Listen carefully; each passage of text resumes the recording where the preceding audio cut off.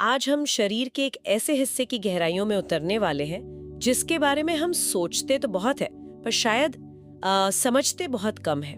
हमारा गट यानी हमारी आंतें। हम इसे बस खाना पचाने वाला एक पाइपलाइन सिस्टम ही समझते हैं, लेकिन क्या हो अगर मैं कहूँ कि ये हमारे शरीर का दूसरा दिमाग है, एक ऐसा कंट्रोल सेंटर जो ये तय करता है कि हमारा मूड कैसा रहेगा, हमारा वजन, नींद और यहाँ तक कि हमारा फोकस कैसा रहेगा। आज हम जिस किताब की गहराइयों में उतरने वाले हैं वो है डॉक्टर विलियम डेविस की सुपर गट, और हमारा मिशन बहुत साफ है, ये समझना कि हमारे अंदर जो ये खरबों सूक्ष्म जीवों की दुनिया है ये काम कैसे करती है, हमारी आज की लाइफस्टाइल इसे कैसे तबाह कर रही है, और सबसे जरूरी हम इसे दोबारा एक सुपर गट में कैसे बदल सकते हैं।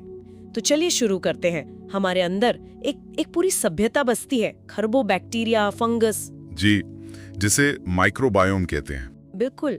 और जब तक ये सब दोस्त बनकर रहते हैं सब ठीक रहता है, लेकिन किताब कहती है कि आज ज्यादातर लोगों के अंदर एक तरह का गृह युद्ध छिड़ा हुआ है। ये संतुलन बिगड़ता कैसे है? इसकी सबसे बड़ी वजह हमारी मॉडर्न लाइफस्टाइल ही है। उसने इस नाजुक इकोसिस्टम को पूरी तरह से हिलाकर रख दिया है। आप सोचिए, हमारे गट के अच्छे बैक्टीरिया को क्या चाहिए? फाइबर, पोषक तत्व, एक शांत माहौल, और हम उन्हें देते क्या हैं? जंक फूड, मीठा। हाँ, जंक फूड, जरूरत से ज्यादा मीठा और एंटीबायोटिक्स का अंधाधुंध इस्तेमाल, ऊपर से तनाव और नींद की कमी। तो नतीजा ये होता है कि अच्छे जो शांति प्रिय बैक्टीरिया हैं वो मरने लगते हैं और उनकी जगह शरारती और हानिकारक बैक्टीरिया की एक फौज खड़ी हो जाती है। विज्ञान की भाषा में इसी स्थिति को डायस्बायोसिस कहते हैं। मतलब गट के अंदर का बैलेंस पूरी तरह से बिगड़ जाना। बिल्कुल। और इसके लक्षण इतने आम हो गए हैं कि हम उन्हें बीमारी मानते ही नहीं, जैसे खाना खाने के बाद पेट का गुब्बारा बन जाना, जिसे ब्लोटिंग कहते हैं। हाँ, हर कोई कहता है थोड़ी गैस बन गई है। या फिर रात में बेचैनी में करवटें बदलना, छोटी छोटी बातों पर गुस्सा आना, और वो एक अजीब सी दिमागी धुंध, ब्रेन फॉग, जब आप किसी चीज पर ध्यान ही नहीं लगा पाते। हाँ, ये सब एक अलार्म की तरह है। मुझे किताब की वो केस स्टडी याद आ रही है, उस महिला की जो सालों से पेट दर्द और एंजाइटी से जूझ रही थी। जी। और डॉक्टर उसे बस एसिडिटी की दवाएं देते रहे, पर असल समस्या तो उसके गट के अंदर मचे इस गृह युद्ध की थी। बिल्कुल। और जब उसने डॉक्टर डेविस का प्रोटोकॉल अपनाया, मतलब अपने अंदर के दुश्मनों को भूखा मारा और दोस्तों को सही खाना दिया, तो कुछ ही हफ्तों में उसकी सालों पुरानी समस्या खत्म होने लगी। कमाल है। सिर्फ पेट ही नहीं, उसका मूड और एनर्जी लेवल भी आसमान छूने लगा। ये दिखाता है कि हम लक्षणों का इलाज करते रहते हैं जबकि जड़ कहीं और होती है। लेकिन किताब में एक और भी गहरी बात कही गई है, एक ऐसी छुपी हुई महामारी के बारे में जिसके बारे में ज्यादातर लोगों को और शायद डॉक्टरों को भी पता नहीं होता। इसका नाम है सीबो। ये क्या बला है? सीबो यानी स्मॉल इंटेस्टाइनल बैक्टीरियल ओवरग्रोथ। हाँ? इसे सरल भाषा में समझें तो ये बैक्टीरिया का गलत पते पर पहुंच जाना है। गलत पते पर? हाँ, हमारे ज्यादातर गट बैक्टीरिया को बड़ी आंत में रहना चाहिए जहां वो फाइबर को पचाने का काम करते हैं, लेकिन सीबो में ये बैक्टीरिया किसी तरह छोटी आंत में पहुंचकर अपनी कॉलोनी बना लेते हैं। अब समस्या ये है कि छोटी आंत वो जगह है जहां हमारा खाना पचकर शरीर में अब्जॉर्ब होता है। तो इसका मतलब जैसे ही खाना वहां पहुंचता है ये बिन बुलाए मेहमान उस पर टूट पड़ते हैं। एग्जैक्टली। ये बैक्टीरिया उस खाने को फर्मेंट करना शुरू कर देते हैं और इस प्रोसेस में हाइड्रोजन और मीथेन जैसी गैसें बनाते हैं। ओहो। नतीजा भयानक ब्लोटिंग, पेट में दर्द और लगातार बेचैनी। व्यक्ति को लगता है कि उसे एसिडिटी है, पर असल में उसके पेट के अंदर एक गैस फैक्ट्री चल रही होती है। और इसे डॉक्टर भी नहीं पकड़ पाते? अक्सर नहीं। वो इसे इरिटेबल बाउल सिंड्रोम यानी आईबीएस या एसिडिटी मानकर इलाज करते रहते हैं, जबकि किताब में इसके लिए एक खास हाइड्रोजन मीथेन ब्रेथ टेस्ट का जिक्र है जो सांस में इन गैसों की मात्रा को मापकर सीबो का पता लगा सकता है। ये तो बहुत बड़ी बात है। मतलब लाखों लोग शायद गलत बीमारी का इलाज करवा रहे होंगे। तो अगर हमें इस समस्या की जड़ तक पहुंचना है तो सबसे पहले अपनी थाली में देखना होगा वो कौन से दुश्मन है जिन्हें हमें पहचान कर बाहर निकालना होगा।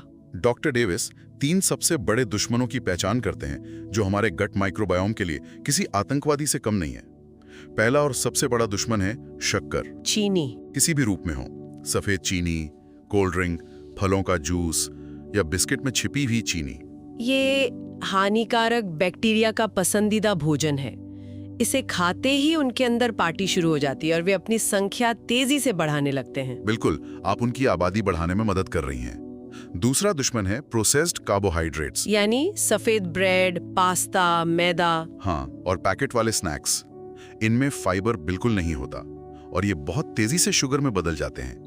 ये गट की अंदरूनी परत को कमजोर करते हैं और शरीर में एक धीमी आग की तरह सूजन बढ़ाते हैं। और तीसरा दुश्मन शायद सबसे ज्यादा चौंकाने वाला है, क्योंकि वो हमारी थाली का एक अहम हिस्सा माना जाता है, अनाज, और खासकर गेहूं। ये सुनकर तो कई लोग चौंक जाएंगे। हमारी तो पूरी डाइट ही गेहूं पर टिकी है। पर एक सवाल उठता है, हमारे दादा परदादा तो सदियों से गेहूं खाते आए हैं, उन्हें तो ये सब समस्याएं नहीं होती थी। तो आज के गेहूं में ऐसा क्या बदल गया है कि ये दुश्मन बन गया? बहुत अच्छा सवाल है। 2 बड़े बदलाव हुए। पहला, आज का गेहूं वो नहीं है जो 50 साल पहले था। ज्यादा पैदावार के लिए इसे बहुत ज्यादा हाइब्रिडाइज किया गया है, जिससे इसमें ग्लूटेन जैसे प्रोटीन की मात्रा बहुत बढ़ गई है। दूसरा, इसमें व्हीट जर्म एग्लूटिनेन नाम का एक और प्रोटीन होता है जो गट की दीवारों पर लगे सुरक्षा कवच को तोड़ सकता है। इससे क्या होता है? इससे गट की दीवारें लीक होने लगती हैं, जिसे लीकी गट कहते हैं। जब ऐसा होता है तो अधपचा भोजन और जहरीले पदार्थ खून में पहुंचकर पूरे शरीर में सूजन और ऑटो इम्यून बीमारियां पैदा कर सकते हैं। ये तो डरावना है। ये उस महिला की कहानी से बिल्कुल जुड़ता है जिसका जिक्र किताब में है, जो सालों से माइग्रेन और स्किन एलर्जी से परेशान थी। जी। उसने हर तरह की दवा आजमाई नहीं थी, लेकिन जब उसने सिर्फ गेहूं और शक्कर को अपनी डाइट से हटाया तो कुछ ही हफ्तों में उसके सारे लक्षण गायब हो गए। असली इलाज दवा की दुकान में नहीं, हमारी रसोई में छिपा था। तो अगर शक्कर, ब्रेड और गेहूं हमारी थाली से बाहर जा रहे हैं तो ये एक बहुत बड़ा बदलाव है। लोग सोचेंगे कि तो फिर खाएं क्या? तो चलिए इस पर बात करते हैं कि गट को दोबारा सेहतमंद बनाने के लिए हमें थाली में क्या शामिल करना चाहिए। यहाँ से असली बदलाव शुरू होता है। दुश्मनों को हटाने के बाद हमें अपने गट में अच्छे सैनिकों की भर्ती करनी होगी। इसका सबसे अच्छा और सस्ता जरिया है फर्मेंटेड फूड्स। अच्छा। घर का बना दही, कांजी, घर का बना अचार, किमची, ये सब प्रोबायोटिक्स के प्राकृतिक खजाने हैं। इनमें लाखों अच्छे बैक्टीरिया होते हैं जो सीधे हमारे गट में जाकर हानिकारक बैक्टीरिया से मोर्चा लेते हैं। मतलब वो दही जो हमारी दादी नानी जमाती थी, ना कि बाजार वाला मीठा फ्लेवर्ड योगर्ट। बिल्कुल, असली घर का बना। दूसरी जरूरी चीज है प्रीबायोटिक्स। ये वो फाइबर है जो हमारे गट में पहले से मौजूद अच्छे बैक्टीरिया का भोजन बनता है, उन्हें ताकतवर बनाता है। अच्छा, जैसे प्याज, लहसुन, कच्चा केला, चुकंदर और अरवी। ये एक तरह से हमारी अंदरूनी सेना के लिए राशन सप्लाई का काम करते हैं। और फिर आते हैं हीलिंग फूड्स, जैसे फाइबर से भरपूर रंग बिरंगी सब्जियां और बोन ब्रॉथ यानी हड्डियों का सूप, जिसमें कोलेजन और दूसरे पोषक तत्व होते हैं जो लीकी गट की टूटी हुई दीवारों की मरम्मत करते हैं। और ये सिर्फ खाने तक सीमित नहीं है ना? किताब में आदतों पर भी बहुत जोर दिया गया है। हाँ, अगर आप दुनिया का सबसे अच्छा खाना भी खा रहे हैं लेकिन रोज रात 5 घंटे सो रहे हैं और दिन भर तनाव में, तो आपका गट कभी ठीक नहीं हो सकता। हर रात 7-8 घंटे की गहरी नींद, तनाव कम करने के लिए ध्यान या प्राणायाम और दिन भर में पर्याप्त पानी पीना, ये इस पहेली के बहुत जरूरी टुकड़े हैं। अब किताब के उस हिस्से पे आते हैं जो मुझे सबसे अनोखा और क्रांतिकारी लगा, सुपर गट प्रोटोकॉल। और उसमें बताया गया सीबो योगर्ट। ये कोई आम दही नहीं है। नहीं, बिल्कुल नहीं। ये सुनने में किसी साइंस फिक्शन जैसा लगता है। ये है क्या? ये एक सुपरचार्ज्ड दही है, एक तरह का प्रोबायोटिक हथियार। ओह, इसे बनाने में कुछ खास तरह के बैक्टीरियल स्ट्रेन्स का इस्तेमाल होता है, जैसे लैक्टोबैसिलस रूट्री और बिफिडोबैक्टीरियम। इन बैक्टीरिया की खासियत ये है कि ये सिर्फ पाचन नहीं सुधारते, बल्कि ये गट की लाइनिंग को दोबारा बनाते हैं, लीकी गट को ठीक करते हैं और छोटी आंत में जाकर सीबो पैदा करने वाले बैक्टीरिया को भी खत्म करते हैं। लेकिन इसे बनाने का तरीका भी तो बहुत अलग है। 36 घंटे तक फर्मेंटेशन, ये थोड़ा मुश्किल नहीं लगता? क्या एक आम इंसान इसे घर पर बना सकता है बिना अपनी रसोई को साइंस लैब बनाए? और ये खास बैक्टीरिया मिलेंगे कहाँ? सुनने में ये प्रक्रिया जरूर थोड़ी मुश्किल लग सकती है, लेकिन किताब में इसे घर पर सुरक्षित तरीके से करने के बहुत साफ निर्देश दिए गए हैं। और अच्छी बात यह है कि ये खास बैक्टीरियल स्ट्रेन्स अब प्रोबायोटिक कैप्सूल के रूप में ऑनलाइन भी आसानी से मिल जाते हैं। अच्छा, इस लंबे 36 घंटे के फर्मेंटेशन की वजह से इसमें सामान्य दही के मुकाबले करोड़ों गुना ज्यादा लाभकारी बैक्टीरिया पैदा होते हैं। ये सामान्य दही खाने जैसा नहीं, बल्कि सीधे अपने गट में एक शक्तिशाली सेना भेजने जैसा है। वाह। किताब यह भी बताती है कि प्रोबायोटिक्स को सही प्रीबायोटिक के साथ लेना चाहिए, जैसे लैक्टोबैसिलस रूट्री के साथ इन्यूलिन फाइबर। ये जोड़ी उनकी ताकत को कई गुना बढ़ा देती है। तो इसका मतलब यह है कि हम अपनी सेहत के ड्राइवर सीट पर वापस बैठ सकते हैं। हम अपने किचन को ही अपनी फार्मेसी बना सकते हैं। बिल्कुल, यही इस किताब का सबसे शक्तिशाली संदेश है।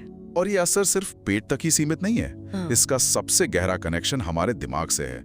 इस रिश्ते को गट ब्रेन कनेक्शन कहते हैं। Gut brain connection. जी, यह संवाद एक खास नस वेगस नर्व के जरिए 2400 घंटे चलता रहता है। 1 मिनट, ये तो पूरी सोच को ही पलट देता है। मतलब हम सालों से एंजाइटी और डिप्रेशन का इलाज दिमाग की केमिस्ट्री में ढूंढ रहे हैं, और आप कह रहे हैं कि असली चाबी शायद हमारे पेट में है। बिल्कुल। ये तो मेडिकल साइंस के लिए एक बहुत बड़ा बदलाव है। जो ब्रेन फॉग मुझे दोपहर में काम करते हुए महसूस होता है, उसका ताल्लुक शायद मेरे लंच से हो सकता है, मेरे दिमाग से नहीं। ये कनेक्शन बिल्कुल वैसा ही है।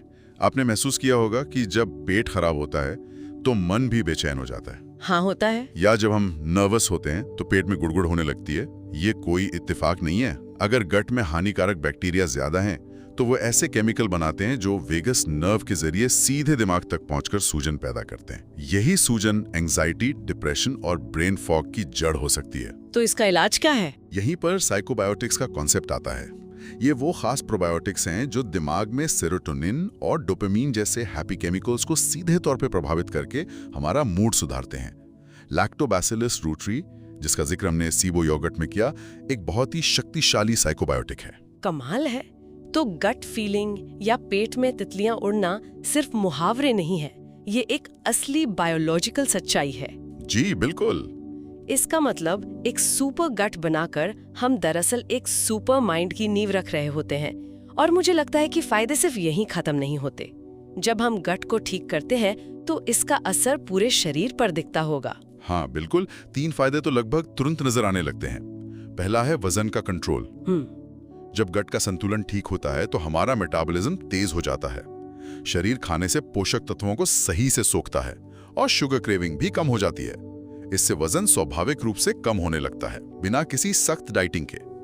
दूसरा है मजबूत इम्यूनिटी। ये कैसे?